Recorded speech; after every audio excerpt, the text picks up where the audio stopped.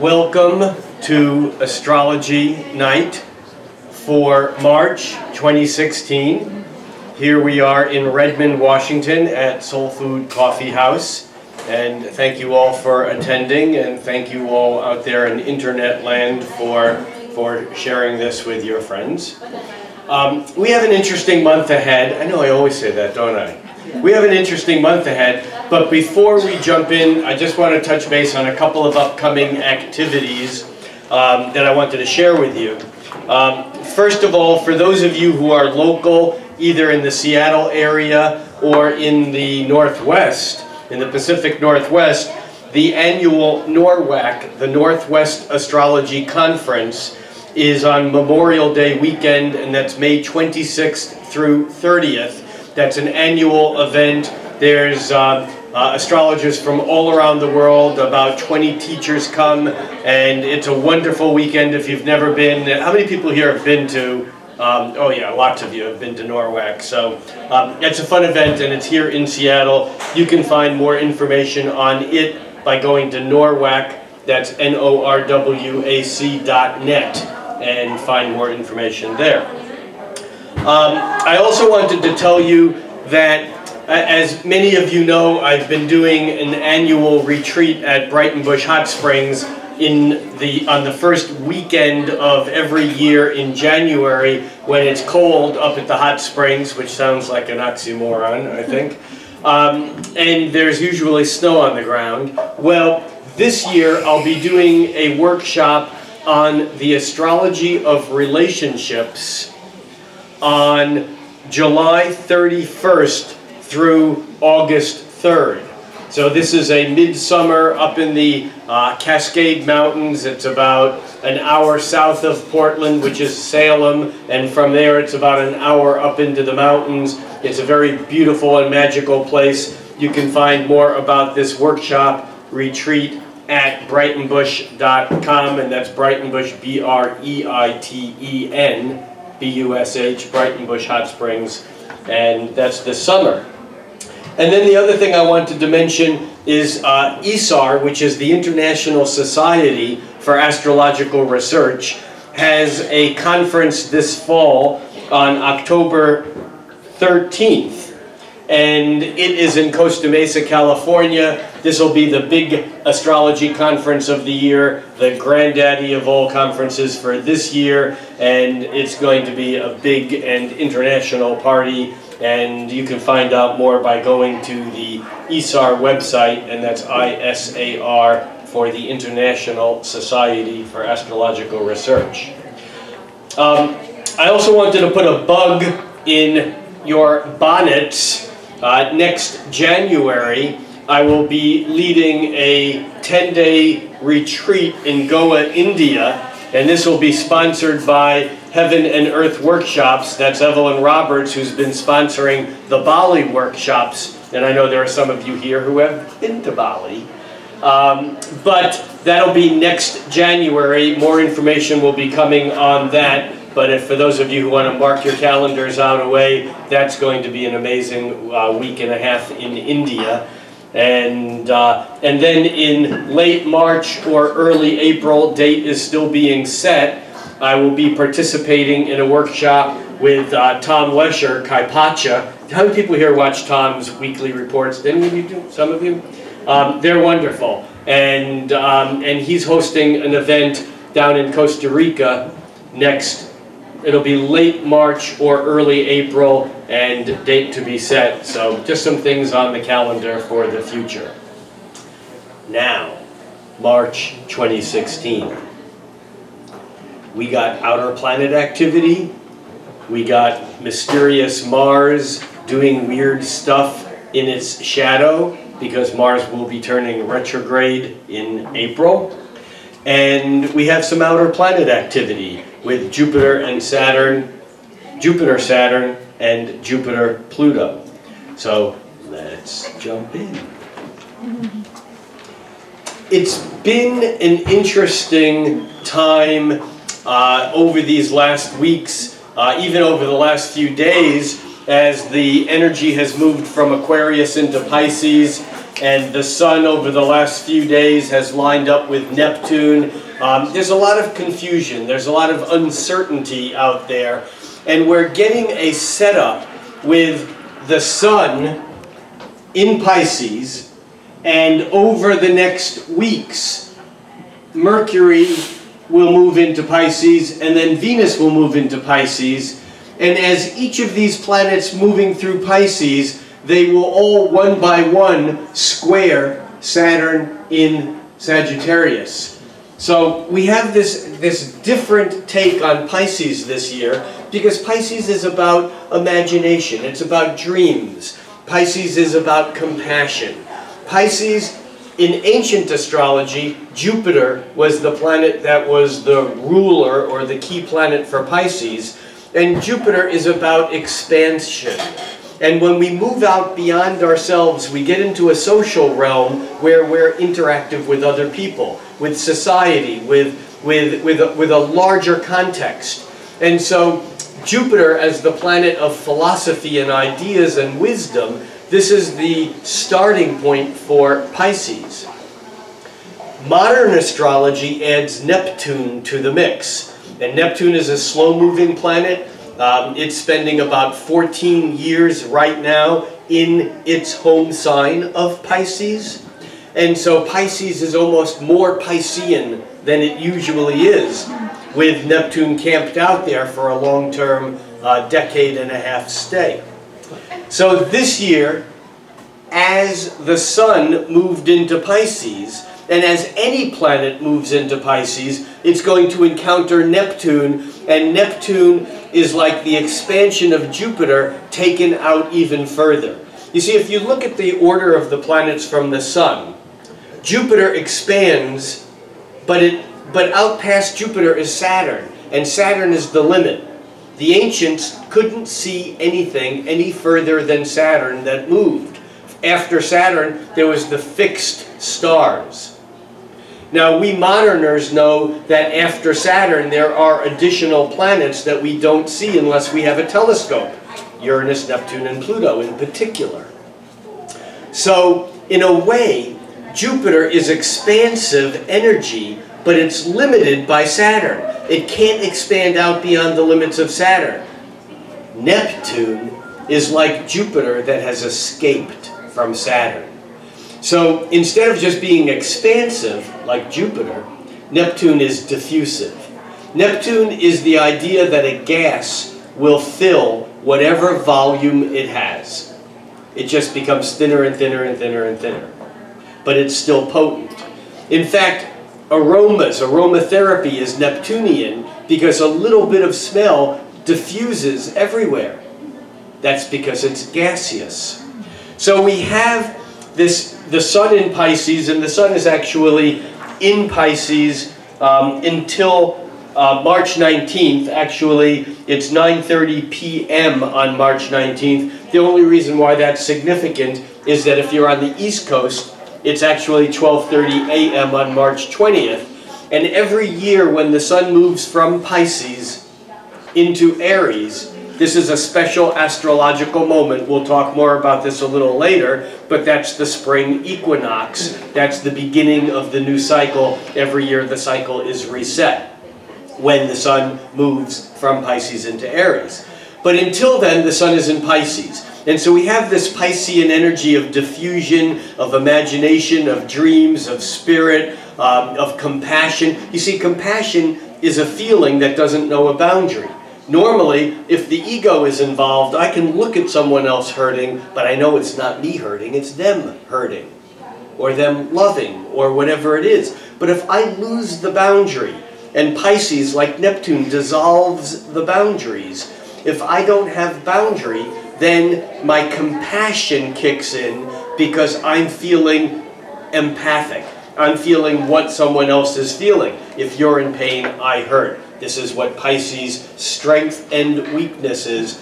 Sometimes it's difficult having a lot of Pisces energy because it's hard to create the boundaries and not feeling what it is that's out there, and some things obviously out there are not easy to feel.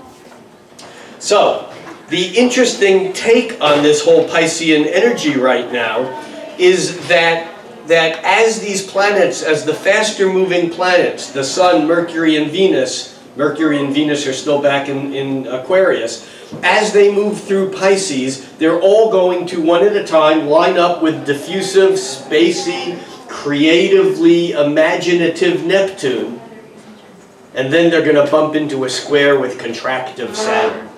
So this is the theme for the month. And if you remember, a few months back, during the first of 3 squares between Saturn, contractive, Neptune, diffusive, and in fact, we talked also about Saturn and Jupiter as peristalsis, the thing in the body that moves things along in the colon, the expansion, that's Jupiter and Neptune, and the contraction, that's Saturn, this expand, contract, expand, contract. And so we're getting that this month as these planets all hit diffusive, which is an expansive energy, Neptune.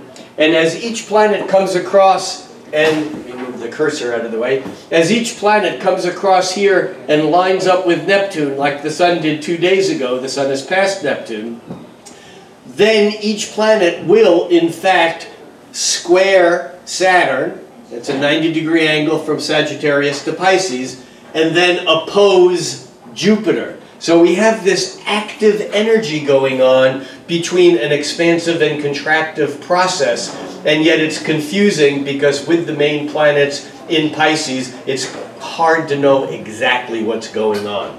So we have 3 things going on this month. We have more than that, but we have all this energy in Pisces that is going to be squaring, conjuncting Neptune, diffusing, squaring Saturn, contracting, and opposing Jupiter, again diffusing or expanding.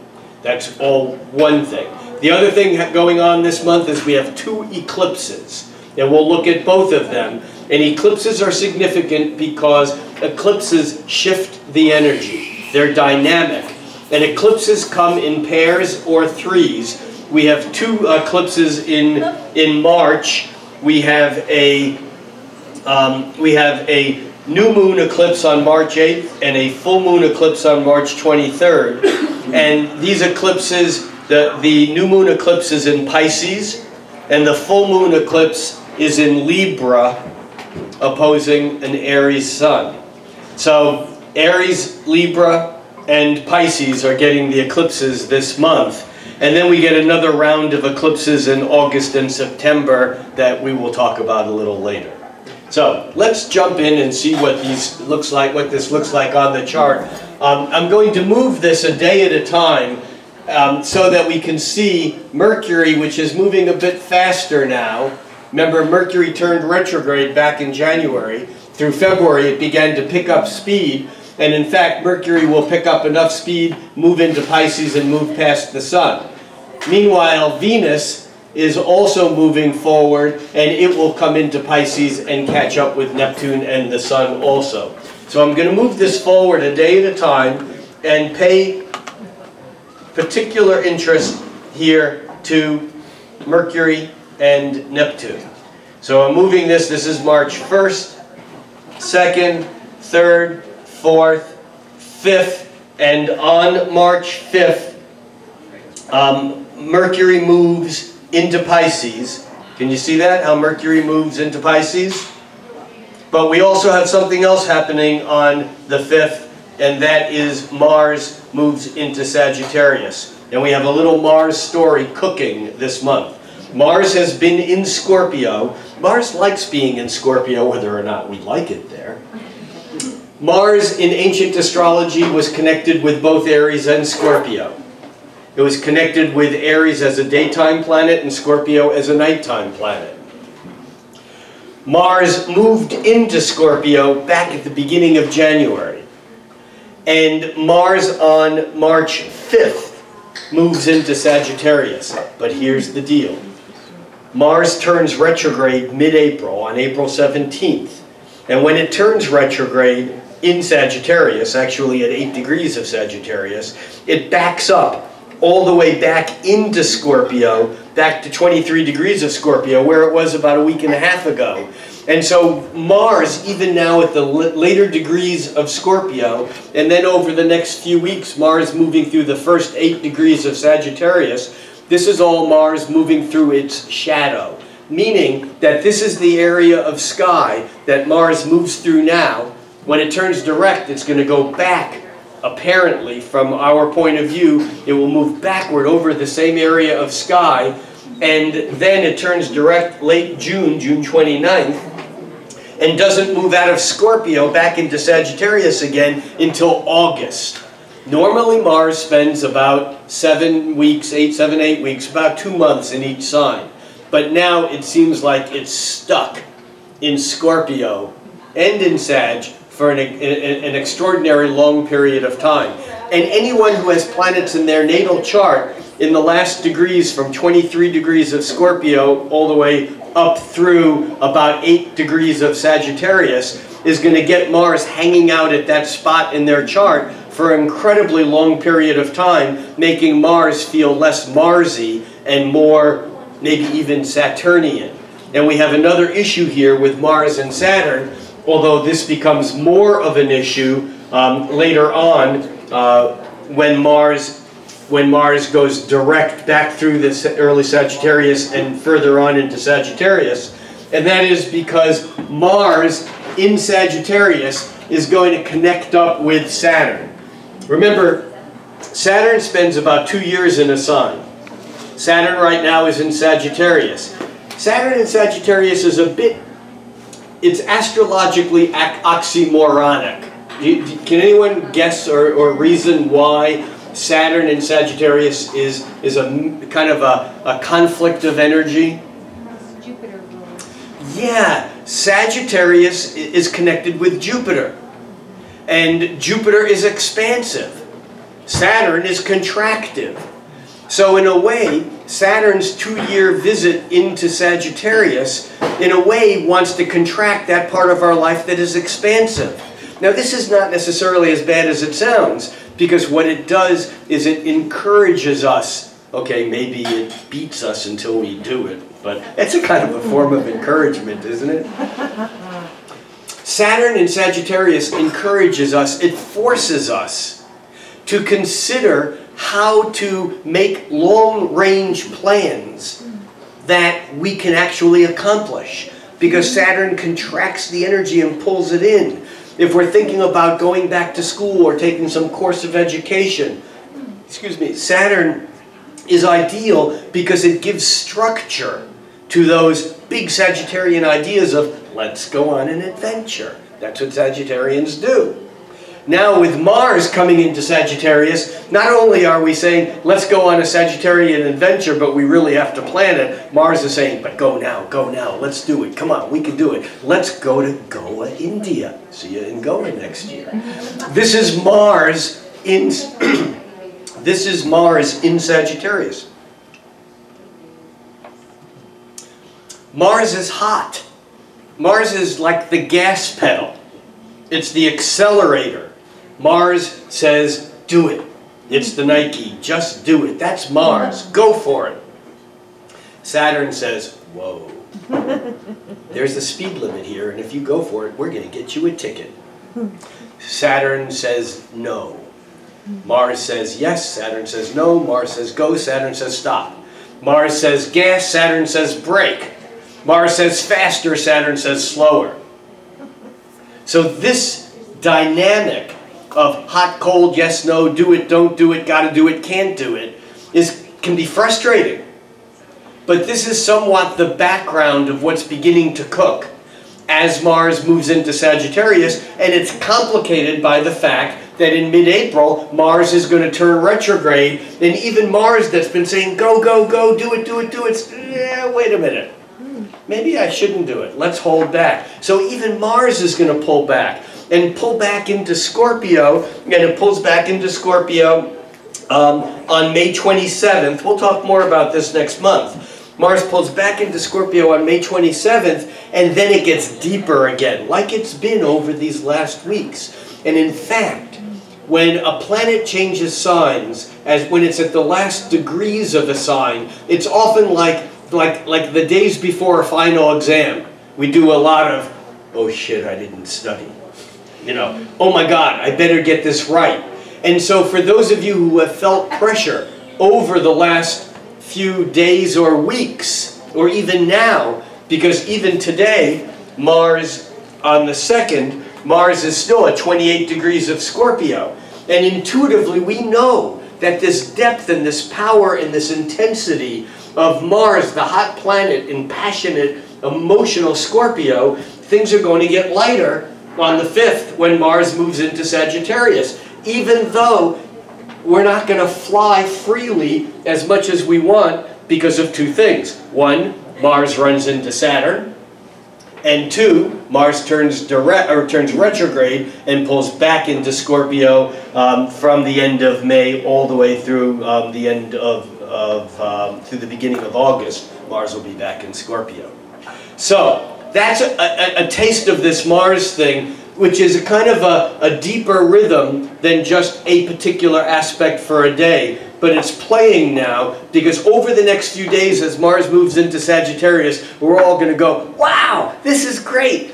I feel like I can party, I can fly, the parachute's going to work, I'm going to jump. It's like things begin to open up. But it's a little bit of a cosmic teaser. We have to be careful, because there's a process here of opening up and then pulling back, and then pulling way back, and then pushing forward again, and then still having to meet up with Saturn by the end of the summer before we're free to get that Mars moving past Saturn in later degrees of Sagittarius. Now, let's come back to the Mercury and Venus. Because remember, on the 5th, not only does Mars move into Sagittarius, but Mercury moves from Aquarius into Pisces.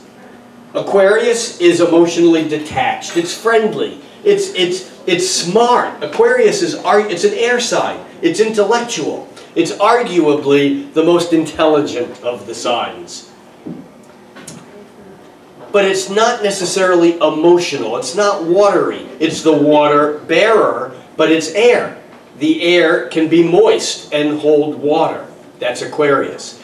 When Mercury moves from Aquarius into Pisces, followed by Venus doing the same in a few days after that, let's just take a look at that. Mercury moving on the 5th from Aquarius into Pisces, followed by Venus on the 11th, 12th, on the 12th actually, Venus moves into Pisces.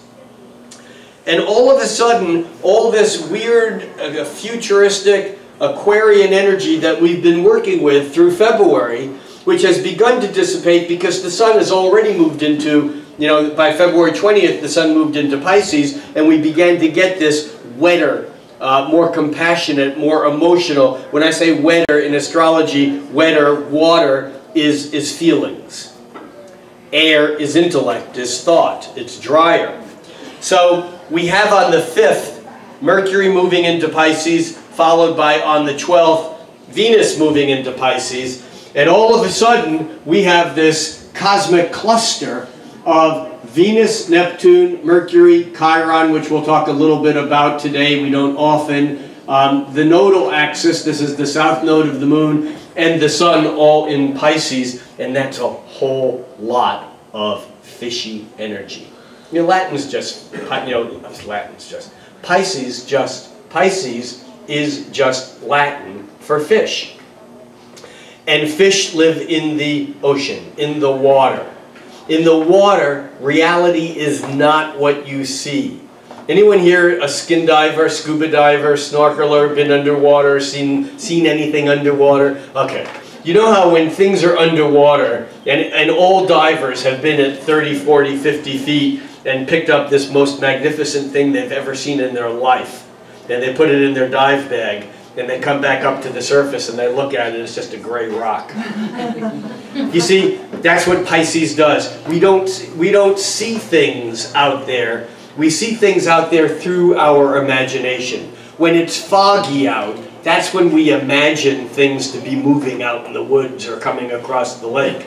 Are you with me here? Yeah. Because when it's clear, on a clear day, you can see objective reality. But when it's misty, the mind fills in the gaps.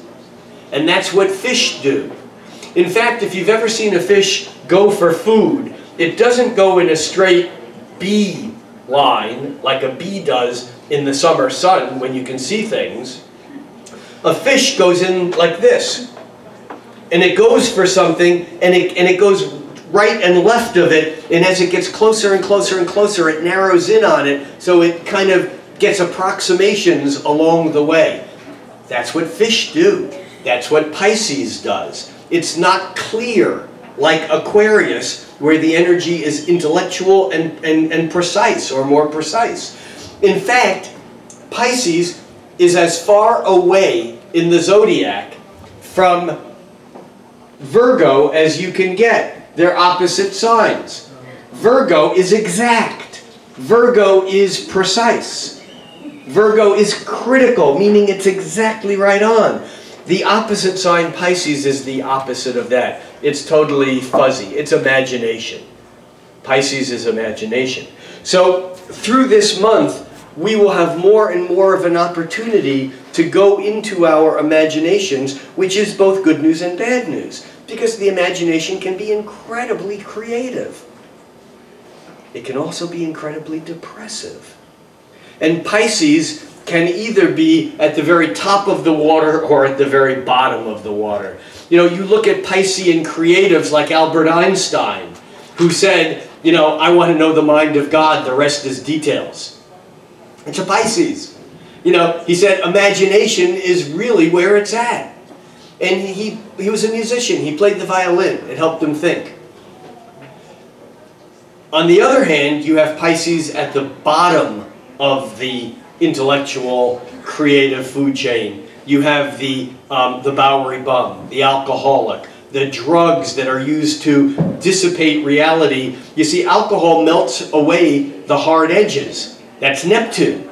And so Pisces, in a way, is because imagination doesn't, dreams don't have any edges. You know, when you dream, you don't know whether it's now or whether it was history or whether it's future. Things happen out of context. There's no boundary. The mind can connect anything to anything, which is what creative imagination is.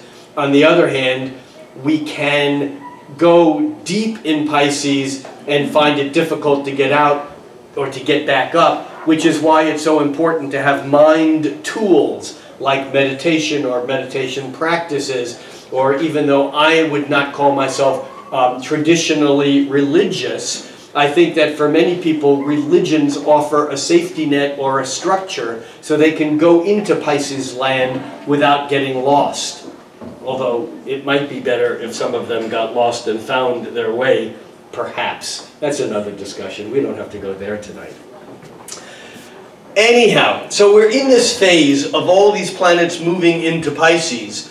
And I want to back this up again a little bit because we have a few things going on. We have one by one Mercury and then Venus moving into Pisces. But remember, at the same time, each of those planets is going to line up with Neptune. Mercury lines up with Neptune on the 10th or 11th. Let me get the exact date here. It's on the 10th. And then Venus lines up with Neptune on the 20th.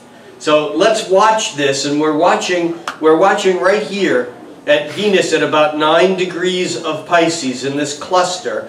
We're watching one at a time, first Mercury and then Venus coming up over that spot. There's Mercury right there. You can see on the 10th, Mercury is above Neptune, and then they've switched places. And then we go here to the 20th, and there's Venus. Now Neptune is at 10 degrees, and there Venus is now on the 20th. It lines up with Neptune. So on these days, on the 10th and the 20th, when first Mercury and then Venus line up with Neptune, as on the 29th of February, let's just go back here a moment, because the Sun, which was last month, back in February, in Aquarius, there's the sun moving into Pisces, and here you can see how on the 29th, the sun lined up with Neptune. So we have the 29th of February, the sun lines up with Neptune. On the 10th of March, Mercury lines up with Neptune. Mercury, intellect. What happens when intellect hits imagination? What are you writing that day? A technical manual? Or a poem? Or a song? Mercury-Neptune is not an aspect for technical writing, because Neptune diffuses the energy. Mercury wants to communicate and connect the dots, but Neptune says do it in a dream.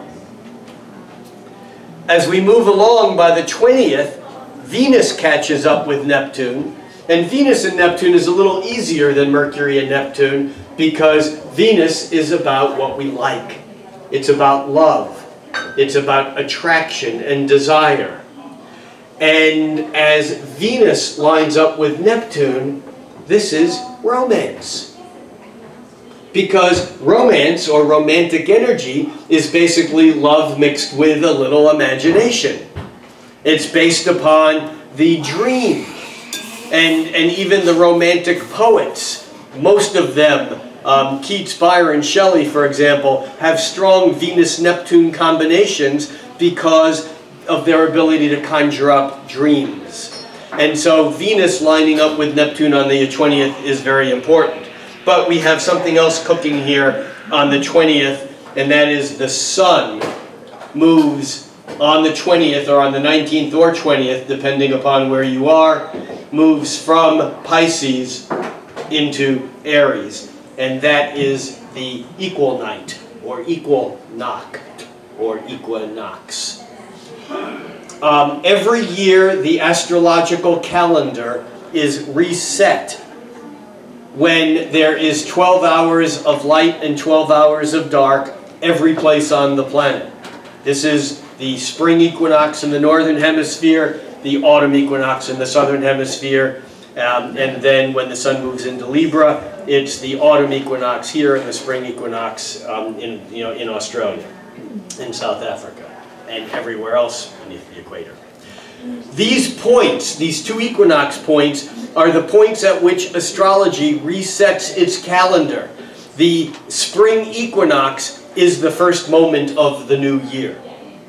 The spring equinox resets the astrological calendar to 0 degrees of Aries. Aries is the starter. Aries is the first sign. Aries is the beginning of any cycle. Aries is where it all starts, whether it's the lunar cycle once a month, or whether it's the solar cycle once a year. When a planet moves from Pisces to Aries, it's like happy astrological New Year. So that's the real day to make your New Year's resolutions, not the arbitrary day of what we celebrate on January 1st as an arbitrary day to begin the counting of the new year. Now, we're going to come back to that equinox again in a few minutes. I want to move back and pick up some pieces because we talked about this week. I say this week, we're talking right now on Wednesday night, March 2nd. And we're talking about this week when Mercury, on the 5th, when Mercury moves from Aquarius to Pisces, and Mars moves from Scorpio to Sagittarius. And we're also creeping up, and watch this moon here, because right now, today on the 2nd, the moon is in Sagittarius. And in fact, over the next 10 hours, the moon will, well, even now, if we were to put this at a now, let's just do this real quickly, switch this to now. Okay, so the moon is in Sagittarius. The moon is getting ready to move into Capricorn. I'm going to move this a day at a time. So tomorrow the moon moves into Capricorn. We're still moving. Hold on. There we go. So on the 3rd, the moon moves into Capricorn. It stays in Capricorn for a couple days. Then on the 5th, the day that Mercury and Mars change signs, the moon moves from Capricorn into Aquarius. And now watch this cluster develop as not only Mercury is now moved into Pisces, but the moon moves into Pisces. And not only does the moon, like everything else moving into Pisces, go across Neptune, but we're coming into a new moon. This new moon is not just a new moon, it's a new moon close to the nodal axis. All right, what does that mean? The nodes of the moon in astrology in the West are considered to be important points in a chart that are connected to karma, past lives, the soul's movement through this lifetime here, that the nodes of the moon are considered to be an important mathematical point. You go to the East, in Vedic astrology, in India, the Hindus believe that the nodes are actually a planet. Just because you can't see it doesn't make it less important. It's actually called a shadow planet. We reduce it in the West to a mathematical point. But in the East, the nodes are considered just as powerful because they grab. In Vedic astrology, all the planets are called grahas, which is a Sanskrit word that means they have pull, they grab. And so the nodes are not less significant than the planets. So what the hell are the nodes? Well, it's actually very simple. We have the Earth going around the Sun, right? The Earth goes around the Sun. Imagine it's this table right here in front of me. So the Sun is in the center, and the Earth is going around it, and it creates a surface, a plane. Are you with me? So now imagine the Earth in one spot on this plane as it's moving around. And the Moon is moving around the Earth, but the Moon isn't moving in the same plane. The Moon moves either above or below, and the plane of the Moon around the Earth shifts. When there's a new moon or a full moon on the plane of the Earth and the Sun, that's when a new moon comes across the face of the Sun, a solar eclipse. If it's a full moon on the plane, then it's a lunar eclipse, because the Earth, which is between the Moon and the Sun, the Earth's shadow turns the Moon into what we sometimes call a red moon or a blood moon. It's a full moon that is on the exact plane. Where the plane of the Earth going around the Sun intersects with the plane of the Moon going around the Earth, if you can imagine two planes intersecting, this is Geometry 101, if you can imagine two planes intersecting, they intersect in a straight line. Can you imagine two pieces of paper crisscrossing imaginarily, and they create a line where they intersect? That line of where the plane or the piece of paper between the Earth going around the Sun and the plane or the piece of paper of the Moon going around the Earth, that line defines the north node of the Moon and the south node of the Moon. In a chart, they're always opposite each other. The north node looks like a pair of headphones, and the south node looks like a horseshoe. Actually, they both look like horseshoes, don't they? It just depends on whether you're standing on your head or the horse is standing on your head. Oh, never mind. Okay, so the north node of the Moon and the south node of the Moon are always opposite each other, and they really mark a line or a plane, if you will, in the chart. If there's a new moon or a full moon within about 20 degrees of the north or south node, an eclipse occurs. Got it? So here we're coming into a new moon. Let's advance this a little bit more. Let's do this so that we can get pretty exact. There, got away from me. Come back, come back, come back, come back. There we go. Okay, so this is close enough for us. We have the Sun now at 18 degrees of Pisces. We have the Moon at 18 degrees of Pisces. Whenever the Sun and the Moon are at the same degree from Earth's point of view, that's a new moon. Except the nodal axis is only 10 degrees away. If the node is within about 20 degrees of the new moon or full moon, that's an eclipse. So we have a solar eclipse on March 8th at 5:54 p.m., and that's Pacific time. That's Pacific Standard Time still. So that's 5, 6, 7, 8:54 p.m. Eastern time.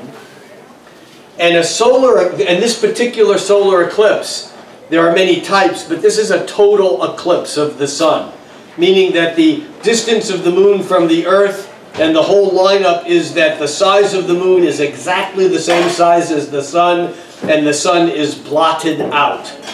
On August 15th, 1999, I spoke at an astrology conference in Plymouth, England, under a total solar eclipse. And it was pretty amazing. Anyone here ever been in a total eclipse where the lights go out, I mean, where the stars are visible? It's pretty crazy. I mean, this one was about 11 in the morning, and it was light out, then it was night, and then it was light out again. And WTF? So this is a total eclipse of the sun. But a total eclipses, or eclipses of the sun, solar eclipses, new moon eclipses, only are visible on a narrow band on the earth. And astrologically, we look at that band to see where the action is going to be. But the fact of the matter is that anyone who has any planets at about 17, 18, or 19 degrees, maybe 16, 17, 18, 19, 20 degrees of Pisces, or Virgo, the opposite, or even the square, Sagittarius or Gemini, these are the people that are going to be most affected by this particular eclipse. Solar eclipses to me are Uranian. They flip the energy. There's like a polarization. It's like the lights go on and off and on and on. It's like, you know, energy changes. The ancients said at a solar eclipse, the king must die. It's those in power fall. And it's not everyone in power falls. It's those that need to do. So we can watch the American political process, this embarrassment that's going on, you know, on the national presidential election, and see what this eclipse might bring. It'll be interesting, especially since there's a pair of them.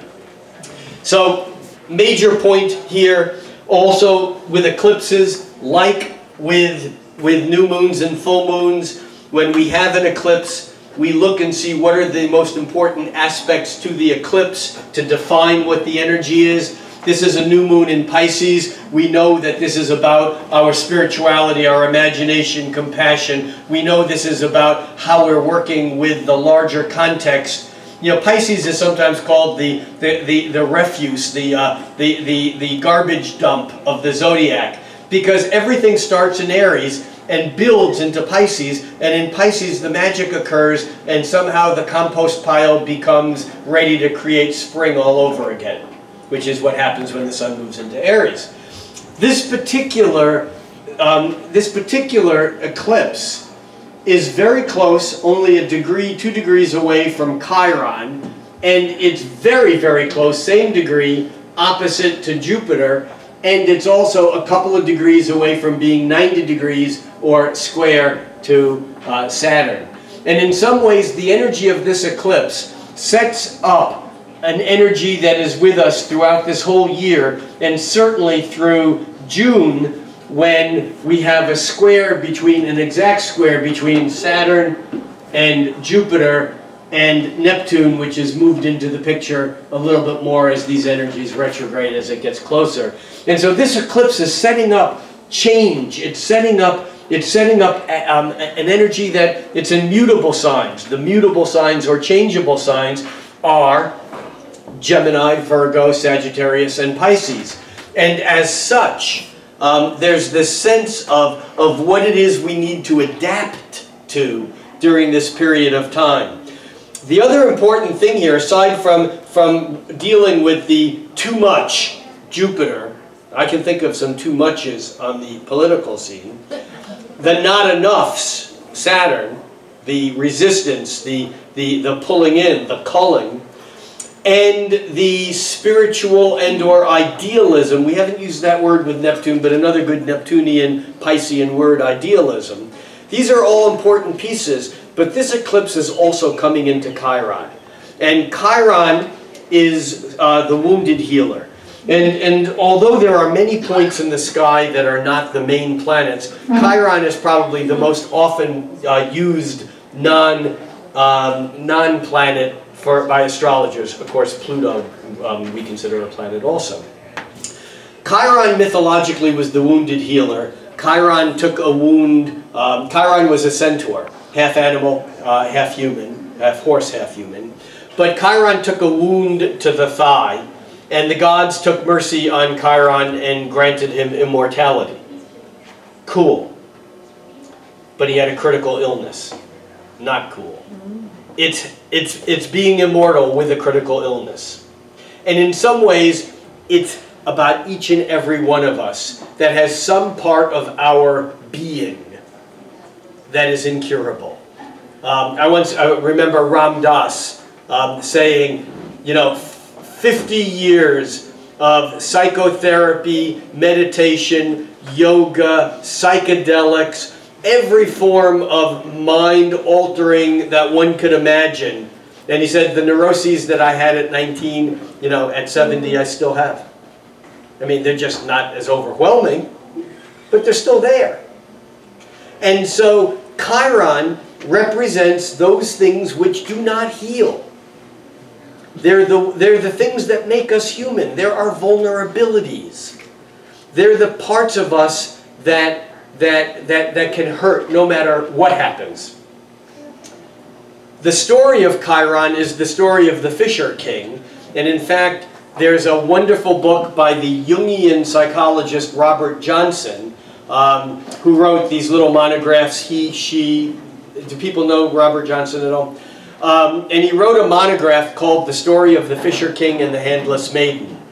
And it's a retelling of these stories that came up in medieval Europe during the Grail period, the same time as the Grail stories appeared. And the story of the Fisher King is very much the story of Chiron. And I never get this exactly right word for word, but I can see the book by Robert Johnson, The Story of the Fisher King and the Handless Maiden. And underneath the subtitle of the book is something like a critical analysis of the wounded feeling function in Western society. A critical analysis of the wounded feeling function in Western society. Just hit me now. Ouch. I mean, it's about the inability for us to integrate emotions on an individual and a cultural level, and how these create the wounds that then become the wounded healer, because healers tend to want to project, they don't want to. We tend to project that which is not okay, and so the wounded healer then salves his or her pain by helping others with the pain that's unfixable within them. Did you get that? So this eclipse, so close to Chiron, and Chiron so much in this bag, in this mix, has to do with not only an individual level, but again, looking at presidential politics, the wound is so obvious. And it won't go away. It's open, it's bleeding now. And it'll be interesting to see what this and then the following full moon eclipse does. Okay, enough on eclipses, or enough on this eclipse now. Moving forward a day at a time. Let's go back to a day at a time. And we move forward, and again we get to, we didn't do that, hang on here a second. A day at a time.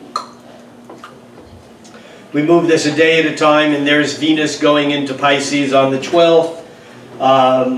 We have, okay, so on March 14th, we have the first of a couple of important squares to Saturn. Here we have Mercury, and then Venus will come through this point, but Mercury makes a square to Saturn, followed by Venus making a square to Saturn, and there's also that opposition to Jupiter. This is when Mercury squares Saturn on the 14th. Here's Mercury. Now we back it up, it's at 15 degrees, and then it goes to 17. Mercury squares Saturn. Mercury in Pisces is dreaming. It's imagining. It's out in the ethers. It's creative. It's singing in the shower or singing in the rain. It squares Saturn, and what happens? What does Saturn say? Get real.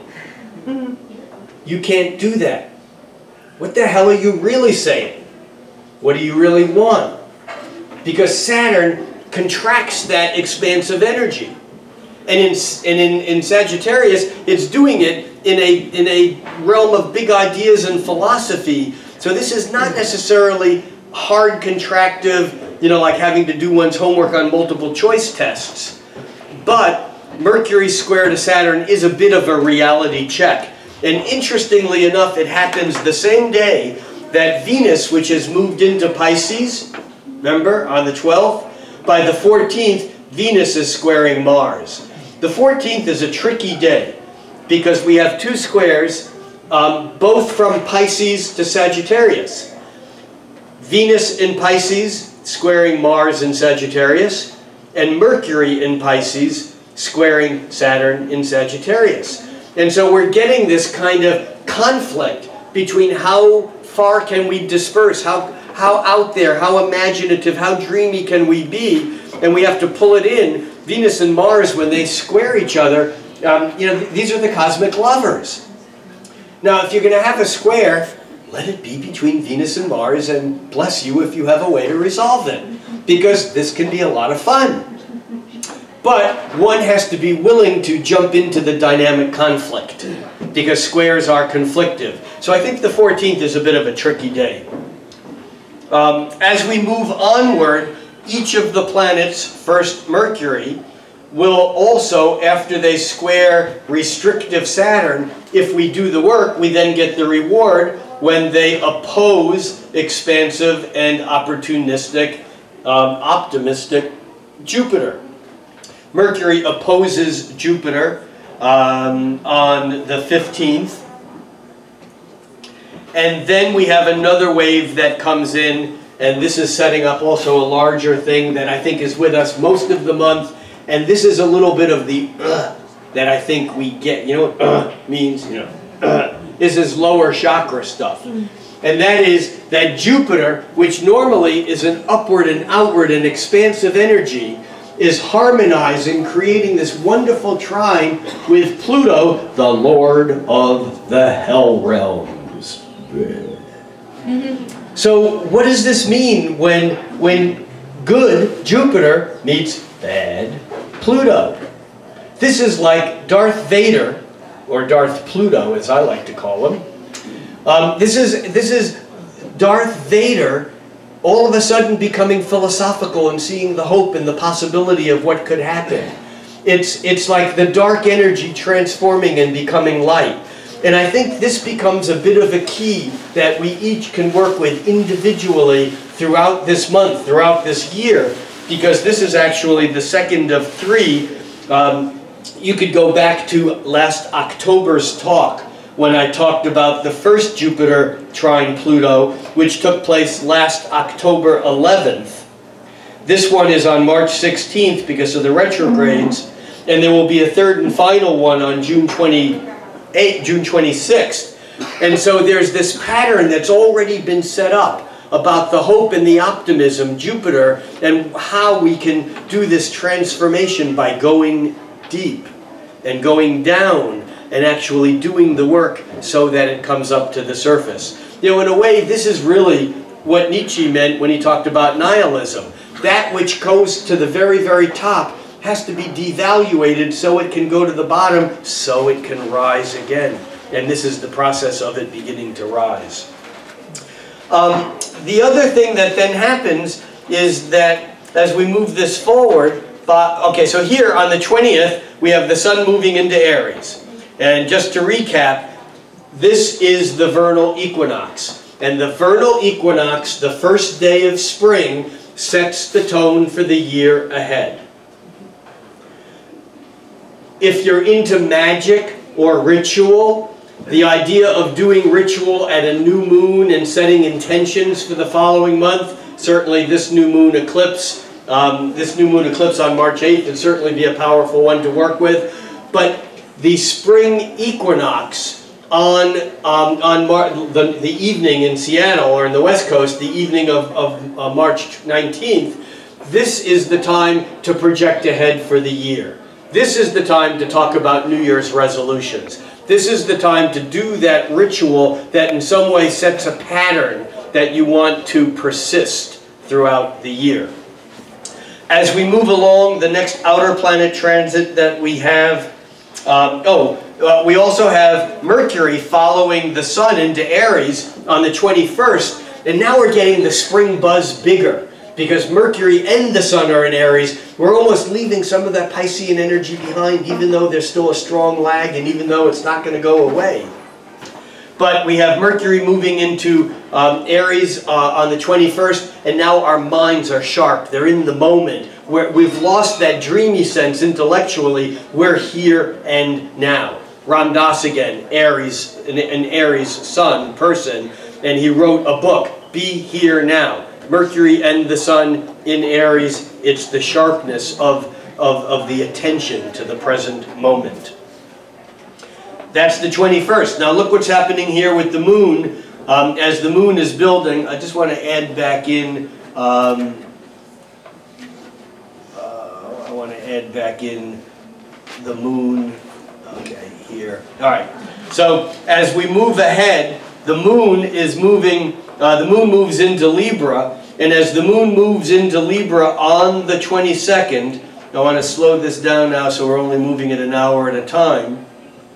Here you can see the moon on the 23rd, actually at 5 a.m. in Seattle. Full moon eclipse. Is this eclipse visible in Seattle?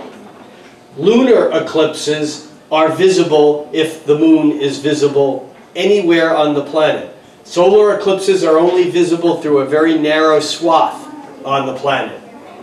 But that means that if you get up at 4 in the morning here in Seattle on March 23rd, and and God or the goddess has deemed it a miracle day and made no clouds in the sky, then you should be able to see this eclipse, because the sun will not have risen yet, and the moon will be above the horizon. So this lunar eclipse, or full moon eclipse on the 23rd, becomes the second of this pair. And I must say that this eclipse, in some ways, is not as strong as the solar eclipse on the 8th, on the 8th, because the solar eclipse on the 8th is exactly lined up with Jupiter and is very close to Chiron. This eclipse, though, does have Mercury in the picture, because Mercury is very close to the Sun. So we see that this eclipse, Mercury is coming across the Sun that day, and if we move this a day ahead, you can see that Mercury jump. No, it takes a few days because they're moving so close. They're so close and they're moving at about the same speed. But Mercury is very, very close to the Sun during this eclipse. Well, that's only moving at an hour at a time. Back to a day at a time. And sure enough, that Mercury will jump. There we go. So, Mercury tied up with this eclipse would lead us to believe that communication is a big deal here. Now again, if we're looking in our individual lives, this is about communication in relationships. This is about communication with clients. This is about emails. This is about things that kind of come through that you may not have been planning on. And often, because the moon is about memory and about the past, often full moon eclipses or lunar eclipses often involve letting go of something in the past, which is a little bit different than the solar eclipses. Now, what this suggests to me, that if we're looking at the political process, we may find that some communication comes to light that changes people's perceptions or ideas or minds, maybe tied back to both these eclipses. I think the presidential landscape will change in March, and yet I don't have any idea how that might be, but it'll be interesting to next month come back and talk about it and go, nothing changed, you're an idiot, Rick. Or, wow, this stuff really works. We'll see. All right, so moving on, as we get closer toward the end of the month, we have on the 25th, Saturn stations turning retrograde. You've probably heard me say here before that as far as I'm concerned, the faster moving planets' retrograde cycles are more important than the outer planet cycles. That doesn't mean they're not important and they don't work, but I'm certainly more interested right now in the upcoming Mars retrograde cycle than Saturn. But the fact of the matter is that Saturn moves all the way up to about 16 degrees of Sagittarius, and then it retrogrades back, and it retrogrades back to 9 degrees of Sagittarius by mid-August. What that means is that if you have planets in your chart between 9 degrees of Sagittarius and 16, because that's where Saturn is now, those planets have been impacted by Saturn over the past few months because Saturn was at that point back in mid-December past. So Saturn has come through this area. It's now going to go back over it again, and then coming up this fall, Saturn's going to go over it a third and final time. So whenever you have a retrograde planet hitting points in your chart, it takes something that otherwise might be a day or a week, and it turns it into often what seems like 2 or 3 totally separate events that create a larger event over the period of weeks or months or even a year. So Saturn turns retrograde on the 25th. As we get closer to the end of the month, we run into a couple of sweet trines. Oh, I missed one thing that I wanted to talk about, and that is right in this mix, that Venus, we're also here on the 25th. Venus is squaring Saturn. Remember, this is the same thing that Mercury did a couple weeks ago, and Venus is square to Saturn, and then its opposition to Jupiter is important because Venus is about love and romance and nice things and money, and when Venus squares Saturn, it might feel like we're going through the ringer. Ugh. Well, it's not necessarily fun. But when Venus and Saturn have a contractive period, often it's an opportunity to make things real. Because as the square moves on, that contraction eases up again. And instead, you see, when Venus squares Saturn, we can actually be in a relationship and just go, I don't like this, I'm out of here. That's a Venus square Saturn. You can end a relationship on that aspect. But that's not what the aspect is about. What the aspect is about, it's about a reality check so that one can be in a realistic relationship. And I'm not here just talking about love. This is also about an individual relationship with things of value in your life. With your relationship to your work, to your job, to your kids, to your parents. It can also be about money because Venus buys nice things. Venus is nice. And so when Venus squares Saturn here on the 25th, we may find ourselves in a few days of being in a fairly tight bind or cash crunch of sorts. But it doesn't mean we're done. It just means we need to pull in, figure it out, and as the days progress, that square lightens up and things move on. Also here on the 23rd, we're right in the same neighborhood. We're back on the solar eclipse day, on the lunar eclipse day. On that same day, we have Jupiter squaring Saturn. So you see there's this whole dynamic that I started talking about early on, about these planets one at a time moving through Pisces, and each of them as they move through Pisces squaring Saturn and opposing Jupiter. But Jupiter and Saturn are doing their own dance, and by the 23rd, Saturn's are getting ready to turn retrograde. It's slowed down. Jupiter's moving quickly, and Jupiter squares Saturn. And this is the second of 3 Jupiter-Saturn squares. The third one is in June, and that's, I think, going to be the culmination of a lot of what we're talking about here, and a lot of the adjustments that each of us are making in our individual lives. And again, the same on the cultural, political scene. The first Jupiter-Saturn square was last August. And in fact, it was last August, and you can find this probably still up on YouTube. Last August, here at Soul Food, I talked about peristalsis, which was that expansion-contraction wave, Jupiter being expansion, Saturn being contraction. March, we get the second hit on this, and the third and final hit on this is the last week of May, May 26th. So a lot of what's going on through this month with the eclipses that focus energy, I think, particularly, and kind of stir things up. And also the spring equinox, the sun moving into Aries, followed by a full moon eclipse just a couple days later. This is an incredibly dynamic month. But I think that the key to what's going on this month is not necessarily about new things, although I think new things will come in once the sun is in Aries and once we move further along. But I don't think that's the message of the month.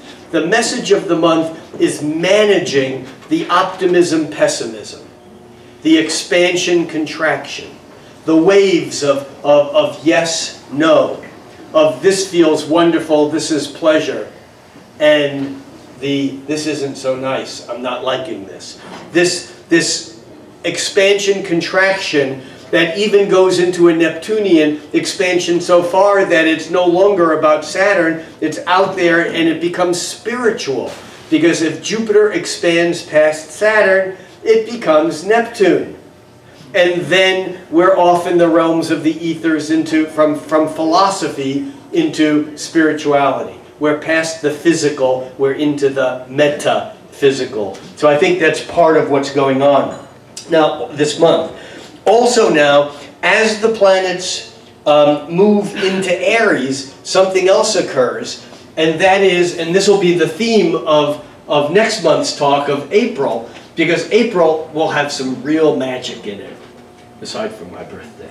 The magic of April will be, and we're getting a taste of it at the end of March, is that the planets that are moving from Pisces into Aries, first the Sun, then Mercury, then Venus. Those same planets that in Pisces squared restrictive Saturn are now going to be trining fire Aries, fire Sagittarius. These same planets, one at a time, will trine Saturn, and because Mars is in Sagittarius, they'll also trine Mars. And this is sweet. This gives us the energy. The first of these that will happen will be the Mercury's trine to Mars on the 24th. You can see that there. Mercury's trine to Mars. Followed by the Sun's trine to Mars on the 26th. You can see that we're talking right here. But then what happens is that by the 29th, Mercury, which is moving rather quickly, Mercury trines Saturn.